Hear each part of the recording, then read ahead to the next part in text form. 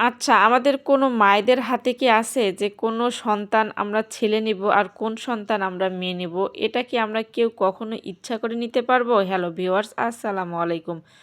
অনেকে আছে যে একটা মেয়ের সন্তান ছেলে হচ্ছে কিংবা মেয়ে হচ্ছে সেটা পুরোপুরি দায়ভার মেয়েটার উপর দিয়ে দিচ্ছে।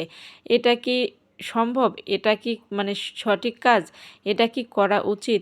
আসলে আমাদের সমাজ, বর্তমান সমাজ এমন একখানে গিয়ে দাঁড়িয়ে গেছে যে এখনকার যুগে যারা ইয়াং জেনারেশন আছে তারা হয়তোবা এই কাজটা কম করে।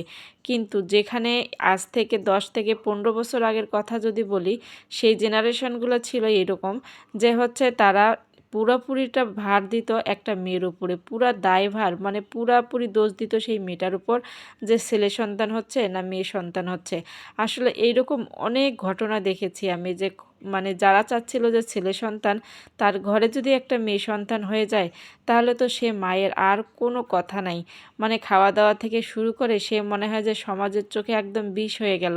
আসলে এইরকম দিনগুলা অনেক আমাদের বিশেষ করে আমাদের মা চাচিরা এই দিনগুলা হচ্ছে পার করেছে তারা অনেক বেশি। এখনও আছে গ্রামে, এখনও আছে গ্রামে অনেক জায়গায় মানে ইয়াং জেনারেশন হলে হবে কি তারা কিন্তু এই মানে জিনিসটা ধরেই থাকে যে হচ্ছে একটা ছেলে কিংবা একটা মেয়ে সে মায়ের মানে পেট থেকে যে জন্ম নেবে সে মাটা ইচ্ছা করলেই হবে ছেলে আর ইচ্ছা করলেই হবে মেয়ে। আসলে রে বাবা এটা তো কোন যুগ এসেছে তারপরও মানুষ আসলে বোঝে না, মানুষ বোঝারও চেষ্টা করে না। মানুষ শুধু বলে কি যে হ্যাঁ, হবে একটা মেয়ের কাছ থেকেই সবগুলা সম্ভব। কিন্তু উপরওয়ালা যদি না দেয়, আমাদের ইচ্ছায় কোনো মেয়ে কি চায় যে ১ম এ একটা মেয়ে হোক তারপরে একটা ছেলে না হোক? কোনো মায়ে চায় না। প্রত্যেকটা মায়ে চায় ছেলে-মেয়ে দুটোই থাকুক তার সংসারে। কিন্তু আমরা তো বোঝার চেষ্টাই করি না। বিশেষ করে বলব কি একটা আপুর আজকে একটা গল্প শুনলাম।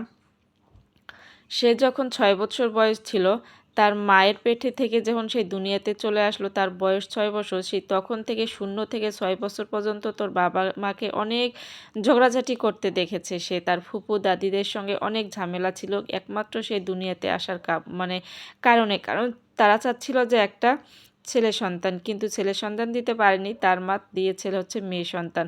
সর্বশেষ কাহিনী যখন একটা হয়ে গেল, সেটা হচ্ছে আপুটার বয়স যখন ৬ বছর হয়ে গেছিল, তার চোখের সামনে তার মাকে পেট্রোল জ্বালিয়ে দিয়ে তার মাকে মেরে ফেলা হয়েছিল। আসলে সে কাজটা করেছিল তার বাবা, দাদি আর হচ্ছে ফুপুরা মিলেই। সেই মেয়েটা যখন দাঁড়ানো ছিল অনেক চিল্লাচিল্লি করার পরও কিন্তু তার মাকে বাঁচাতে পারেনি। বাঁচাতে পারেনি বলতে তাকে নিয়ে হয়তো হাসপাতালে গিয়েছিল এলাকার লোকজন এসে, কিন্তু ১ সপ্তাহের মধ্যে নাকি বেঁচে ছিল। ১ সপ্তাহের মধ্যে বেঁচে থাকার কারণে সে পুলিশের কাছে সব কিছু বলে দেয়।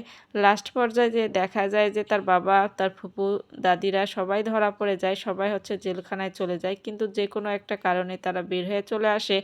মানে ওই যে ক্ষমতা ছিল তাদের একটু হয়তোবা ক্ষমতা দেখিয়ে হয়তো তারা বাইরে চলে আসে। কিন্তু তার বাবাকে পুলিশ কোনোভাবেই ধরতে পারতেছিল না। কোনোভাবেই অ্যারেস্ট করতে পারতেছিল না। সেই মেয়েটা আজকে অনেক কান্নাকাটি মানে দেখলাম আরকি মেয়েটার অবস্থাটা। সে মেয়েটা এখনও চাচ্ছে যে তার বাবার শাস্তি হোক, তার বাবা সারাটা জীবনের জন্য জেলে পুরে শেষ হয়ে যাক। কিন্তু টাকার মানুষের যে এতটা ক্ষমতা, টাকার দাপটেই হচ্ছে সবকিছু। একজন খুনি কিভাবে সে বাইরে বুক ফুলে বের হচ্ছে এবং সে হুমকিও দেয় সে মেয়েটাকেও মেরে ফেলবে। আসলে এরকম সমাজে আমাদের অনেক রকমের ঘটনা ঘটে যায়। আমাদের চোখের সামনে দেখা সত্ত্বেও আমরা কিন্তু কোনো কিছুই বলতে পারি না। আচ্ছা, করারও কিছু নাই। সবকিছু মুখ বুজে হচ্ছে মেয়ে মানুষকে সহ্য করে নিতে হয়। জানি না এই সহ্যটা করতে, করতে কত মা, কত বোন হয়তোবা তার জীবনেই দিয়ে দিয়েছে। আচ্ছা, আপনাদের সঙ্গে কথা বলতে, বলতে রান্না একদম শেষের দিকে। ১ম এ হচ্ছে একটু মুরগির মাংস রান্না করে নিয়েছি। তারপর হচ্ছে একটু সিম আর আলু এভাবে ভাজি করে নেব। একদম মানে একদম শুকনা, শুকনা করে ভাজি করে নিয়েছি। আজকের ভিডিও এই পর্যন্ত। সবাই ভালো থাকবেন, সুস্থ থাকবেন, আমার জন্য দোয়া করবেন।